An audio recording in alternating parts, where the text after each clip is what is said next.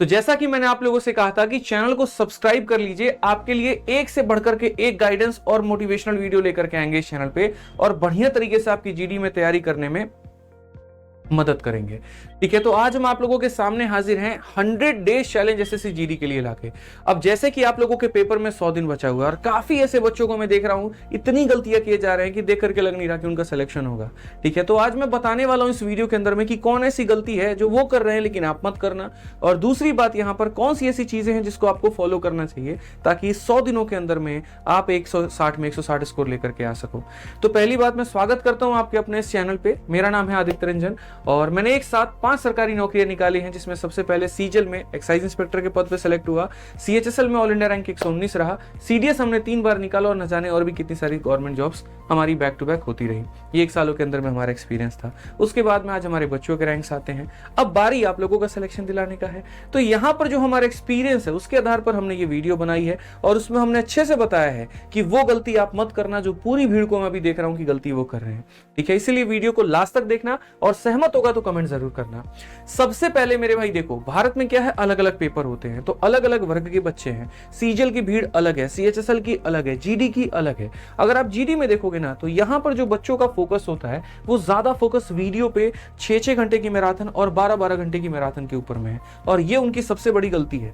मैं आपको बता रहा हूं भाई, 12 घंटे की मैराथन आप देख तो रहे हैं, बहुत अच्छी बात है, नॉलेज हासिल कर रहे हैं, लेकिन आप प्रैक्टिस क्या कर रहे हैं? आप 0% मेरे भाई प्रैक्टिस के ऊपर में फोकस कर रहे हैं। यहां पर किताब खरीद के रख लिया है, धूल चाट रही है टेबल के ऊपर में, मजाल तुम कलम उठा करके जो है यहाँ पर क्वेश्चन प्रैक्टिस करो। 2-4 कॉपी भर चुके हो, ऐसे ही है क्या? तो ये सबसे बड़ी ये गलती मैं बच्चों के अंदर में देख रहा हूं, क्योंकि गणित एक ऐसी चीज है, रीजनिंग एक ऐसी चीज है जो कलम चलाने से बनता है। यहाँ पर आपको सीखते हो, आप उसकी कैलकुलेशंस को तोड़ते हो। ठीक है, दूसरी सबसे बड़ी बात अगर हम बात करें तो मॉक टेस्ट देना ही नहीं है। आखिरी के समय 4-5 प्रैक्टिस सेट लगा लेंगे बस उसी के बारे, और प्रैक्टिस सेट लगा नहीं रहे हो, प्रैक्टिस सेट की वीडियो देख करके प्रैक्टिस सेट लगा रहे हो। ये भी गजब हो गया भाई। मतलब आप असली में स्कोर तब करेंगे ना जब आप टाइमर के अकॉर्डिंग बीट करोगे।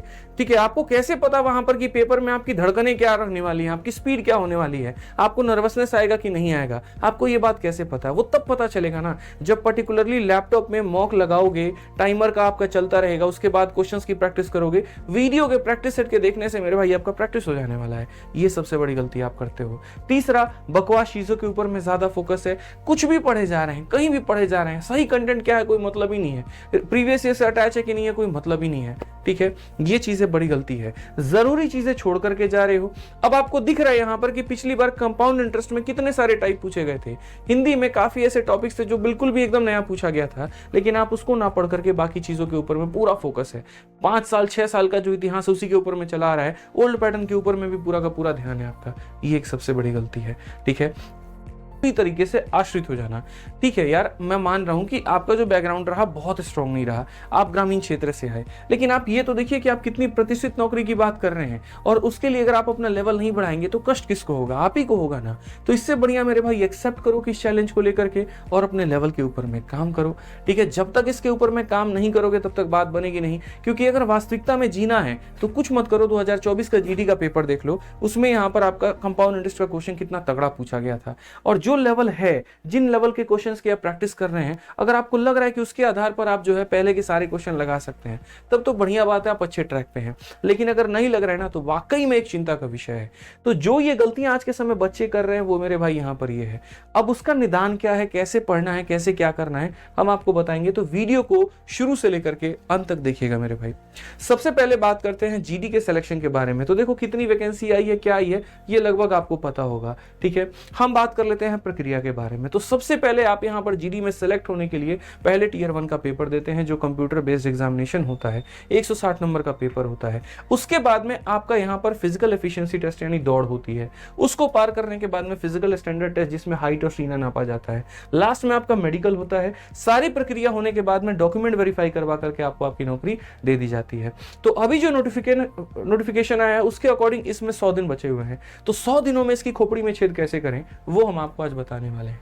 ठीक है, सबसे पहले बात करें यहां पर तो जो पहला पेपर है यानी सीबीटी 1 में आपके यहां पर ये 4 सब्जेक्ट आते हैं, रीजनिंग, जीएस, मैथ और इंग्लिश। जिसको इंग्लिश में देना है वो इंग्लिश में देता है, जिसको हिंदी अडॉप्ट करना है वो करेगा, और या फिर जिसको बाकी भाषा है, 15 भाषाएं कुल मिलाकर के होती हैं, इंग्लिश, हिंदी और 13 अलग भाषा, तो अपना रीजनल भाषा भी दे सकते हैं। 20 सवाल आ रहे होते हैं, तो कुल मिलाकर के 80 सवाल हो गए, और आपके जो नंबर है वो 160 नंबर का पेपर हो गया।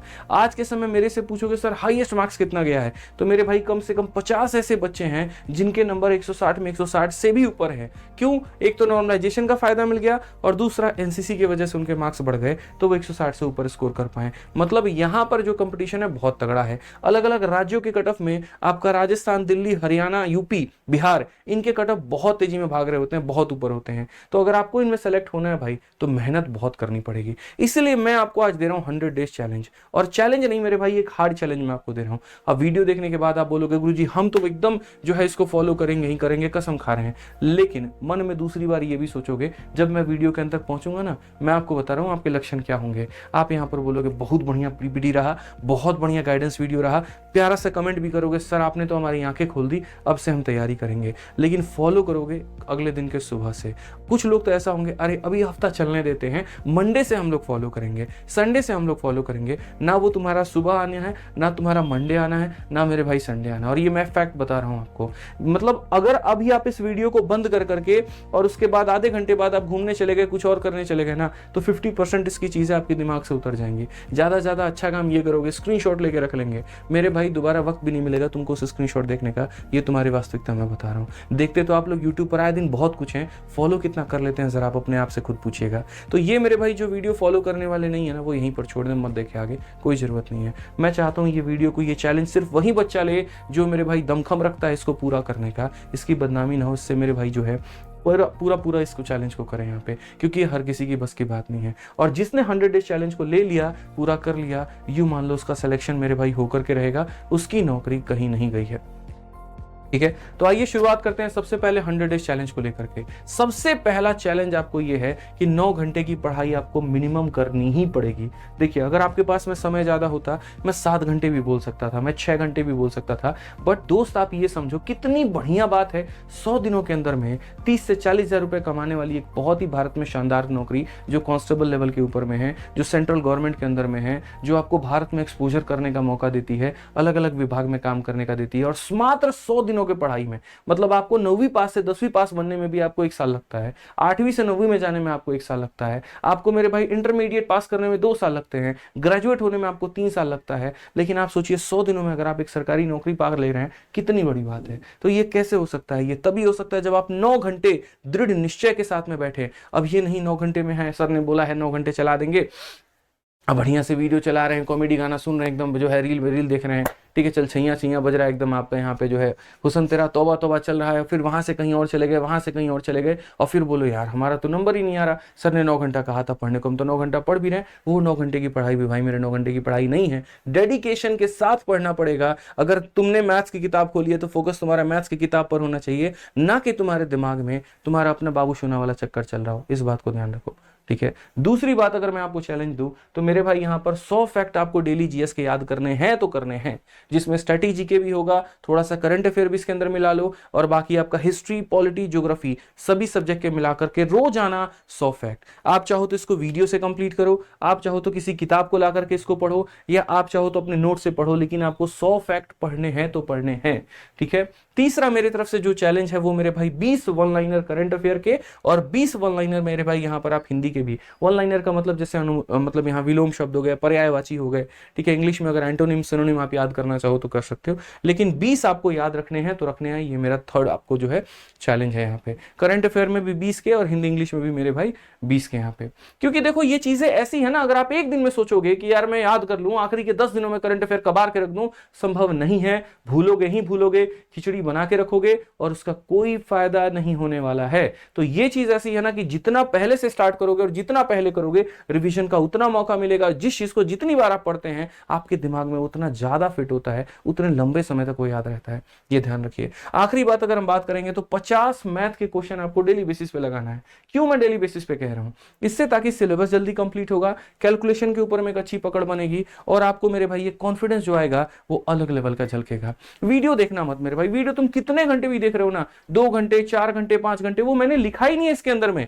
मैं तो वो चैलेंज दे रहा हूं कि ये करना है, इसके अलावा जो आप कर सकते हो आप करो। आप हिंदी को 4 घंटे देना चाहते हो आप दो, आप अंग्रेजी को 2 घंटा देना चाहते हो दो, आप रीजनिंग को 5 घंटे देना चाहते हो, फर्क नहीं पड़ता। मेरे हिसाब से ये चीजें चैलेंज है और ये आपको करनी है, तो आप इसको अडॉप्ट करिए। इसके अलावा आप जो करना चाहते हैं करिए, ठीक है। जिनका सिलेबस पूरा हो गया वो आज से अभी से डेली एक मॉक टेस्ट लगाएंगे, और जिनका पूरा नहीं हुआ है, ठीक है, वो छोटे छोटे सेक्शनल मॉक टेस्ट लगा सकते हैं। इससे क्या होगा, टाइमर के साथ में तुम्हारा जो है ना मेरे भाई पकड़ बनता जाएगा। जैसे जैसे टाइमर भागेगा प्रैक्टिस बढ़ेगी, धक धक के ऊपर में काम करना शुरू करोगे, प्रेशर के ऊपर में काम करना शुरू करोगे, परफॉर्मेंस बहुत तगड़ा निकल करके आएगा। ध्यान रखो इस बात का, ठीक है।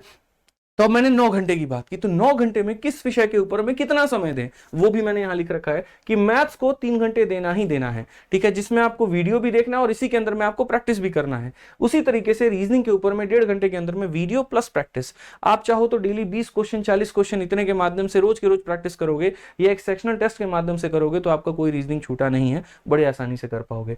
जीएस को मैंने 2 घंटा इसीलिए रखा है क्योंकि यार एक समंदर है, कहां से क्वेश्चन पूछ दे कब कैसा पूछ दे किसी को नहीं पता है, इसीलिए जीएस भी पढ़ना बहुत जरूरी है, ठीक है। उसके बाद में इंग्लिश या हिंदी के लिए आपको 1.5 घंटे का हमने समय दिया है, जिसमें अगर आप किसी भी टीचर की तरीके से 30-40 मिनट 50 मिनट की वीडियो देख लेते हैं ना तो अपने आप में इतना पर्याप्त हो जाता है। और अगर मतलब थोड़ा सा अगर आप इसकी प्रीवियस से प्रैक्टिस कर लेते हैं तो वो सोने पर सुहागे का काम कर देता है। तो इतना मेरे भाई यहाँ पर काफी है। लास्ट में मॉक टेस्ट कह लीजिए या छोटू छोटू सेक्शनल टेस्ट कह लीजिए, इनके लिए हमने 1 घंटा रखा हुआ है कि जो बच्चा मेरे भाई जैसे मानो 10 मिनट का आपका जो है संविधान का टेस्ट दे दिया, 10 मिनट पर्यायवाची का दे दिया, 10 मिनट जो है उसने मैथ्स के